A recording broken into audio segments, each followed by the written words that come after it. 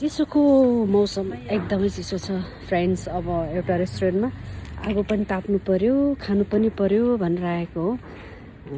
हेरौँ, यहाँ चाहिँ अब हामी आगो बाल्ने तयारी गर्दैछ, आगो जलाउने, त्यसपछि आगो बालेर ताप्नु पर्यो।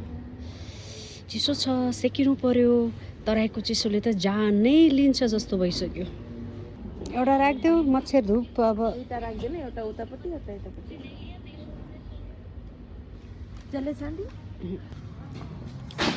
आगो अब हामीले सुरु गरेको थियो, जलाएको थियो। अब यो यस्तो बल्यो, बेमिसाल के भन्छ यसलाई हाम्रो भाइले यहाँ दाउरा हालिदिएको छ। अब यो फेरि आगो चाहिँ बेसरी अब बाल्नुपर्छ जस्तो छ।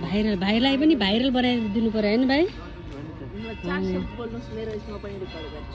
हेलो फ्रेन्ड्स, यति बेला रातिको कति बजे छ?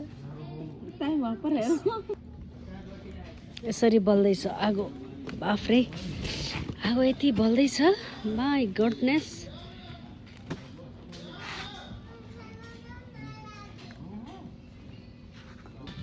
हेलो फ्रेन्ड्स, अब गुड इभिनिङ भनौँ कि गुड नाइट भनौँ भन्ने जस्तो भयो। रातिको झन्डै 9 बज्दैछ। अब यो आगो ताप्ने क्रम रोकेकै छैन। जति आगो ताप्यो त्यति तापु लाग्ने क्या यो चिसोमा।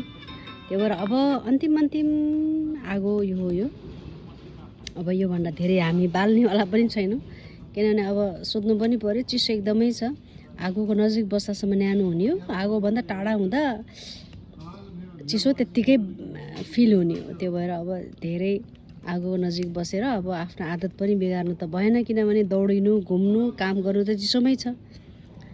त्यही भएर अब यति आगो तापेपछि अब यहाँनिर आजको दिनलाई ऱ्याप अप गर्नु पर्ला friends. So thank you very much for watching and see you, good night.